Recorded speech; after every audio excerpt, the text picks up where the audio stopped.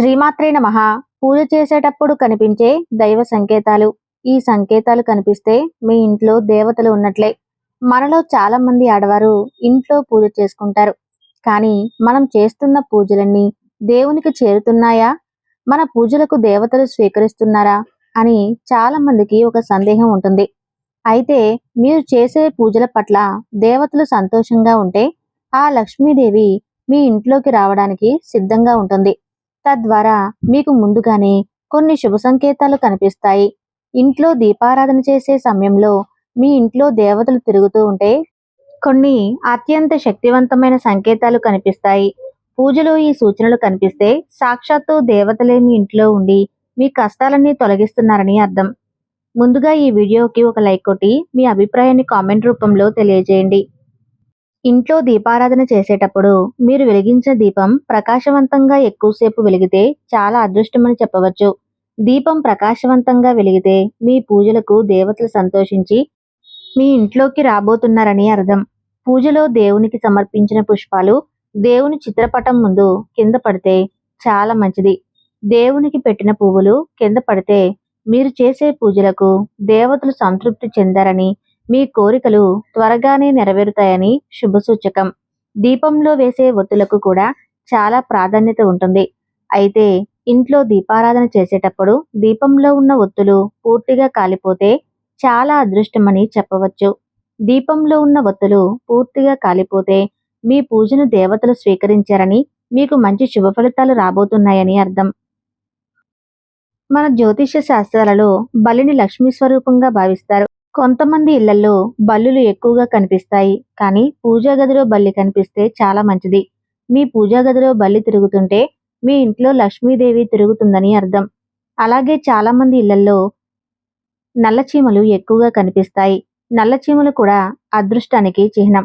అయితే దేవునికి సమర్పించిన నైవేద్యానికి నల్లచీమలు పడితే నైవేద్యాన్ని దేవతలు ఆరగించారని ఒక శుభసూచకం. ఇంట్లో దీపారాధన చేసేటప్పుడు మనలో చాలా మందికి కన్నీళ్లు వస్తూ ఉంటాయి.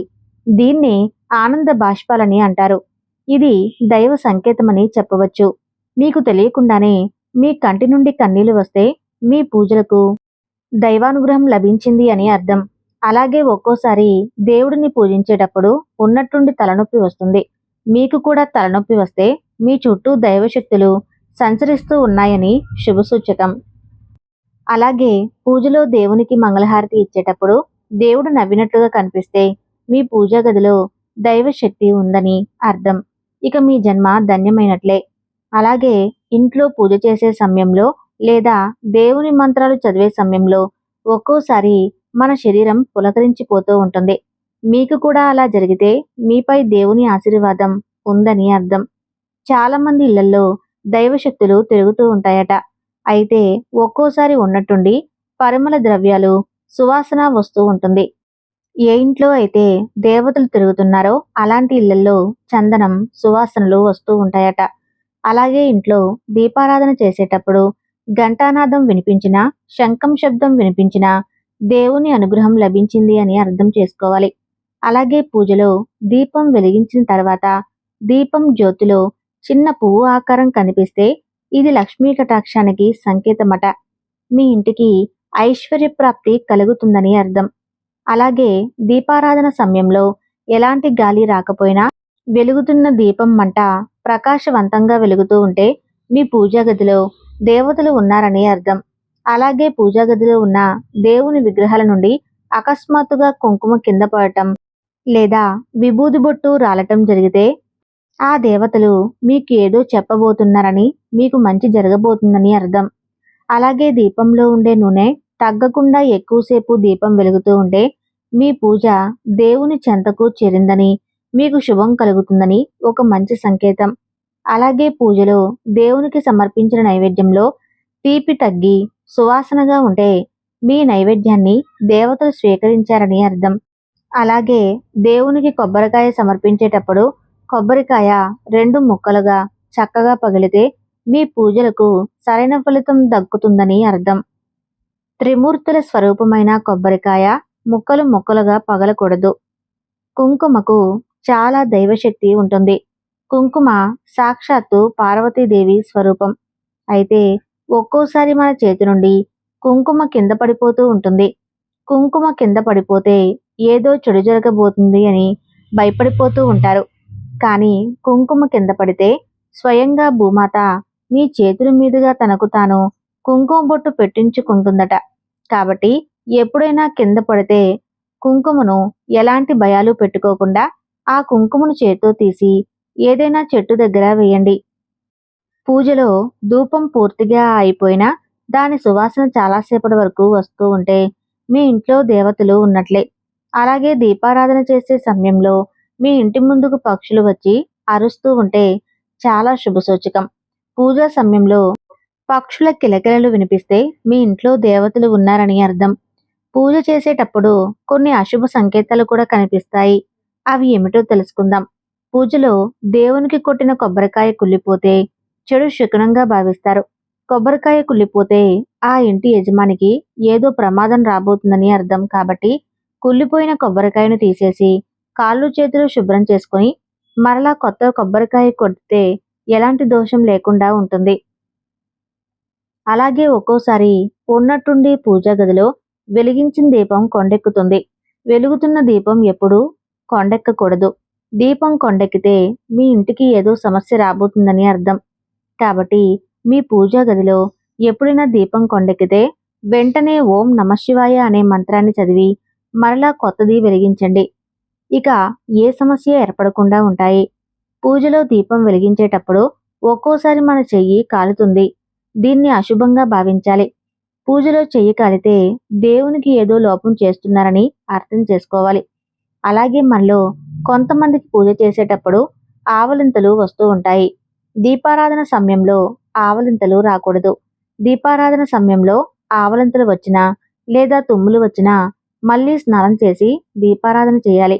లేదా తలపైన పసుపు నీళ్లు చల్లుకొని దీపం వెలిగించాలి. అలాగే ఇంట్లో దీపారాధన చేసేటప్పుడు ఒక్కోసారి దీపం నుండి శబ్దాలు వస్తూ ఉంటాయి. దేవతా స్వరూపమైన దీపం నుండి శబ్దం రాకూడదు. దీపం ప్రకాశవంతంగా వెలగాలి. దీపం నుండి చప్పుళ్ళు వినిపిస్తే మీ పూజలో లోపాలు ఉన్నాయని అర్థం. అలాగే దీపం ఒత్తులు పూర్తిగా కాలకుండా దీపం త్వరగా కొండెక్కితే మీ పూజకు సరైన ఫలితం దక్కదు. కాబట్టి పూజలో ఉపయోగించే దీపారాధన నూనె నాణ్యమైనదిగా ఉండాలి. ఇక దేవునికి తులసీ దళాలు సమర్పించేటప్పుడు అనుకోకుండా దీపంలో కానీ నైవేద్యంపై కానీ తులసి ఆకులు పడితే విపరీతమైన అదృష్టం పట్టబోతుందని, మీ ఇంటి సంపద పెరగబోతుందని అర్థం.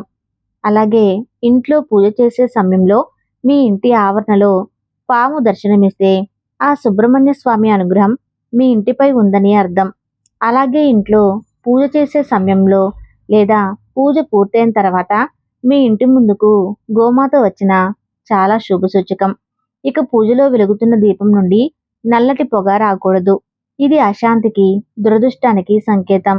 పూజలో వెలిగించే దీపం ప్రకాశవంతంగా లేకపోతే మీ పూజలకు ఫలితం దక్కదు. అదేవిధంగా వెలుగుతున్న దీపం నుండి అకస్మాత్తుగా నూనె చిమ్మకూడదు. ఇది కూడా దురదృష్టానికి సంకేతం.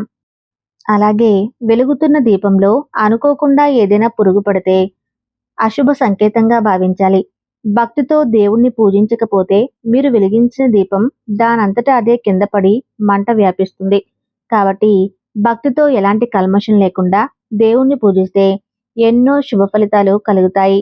ఎంతో పవిత్రమైన పూజా గదిలో దుర్వాసన రాకూడదు. పూజా గదిలో చెడు వాసన వస్తే మీ ఇంట్లో దేవతలు నివసించరు. కాబట్టి మీ పూజా గదిని అందంగా పరిమళంగా ఉంచుకోవాలి. అలాగే పూజ చేసేటప్పుడు దేవుని పటం అనుకోకుండా కింద పడితే మీ పూజలకు ఎలాంటి ఫలితం దక్కదు. అలాగే పూజలో మీరు ప్రతిష్ఠించిన కలశం ఉన్నట్టుండి కింద పడిపోతే మీ ఇంట్లో చెడు శక్తులు ఉన్నాయని అర్థం చేసుకోండి.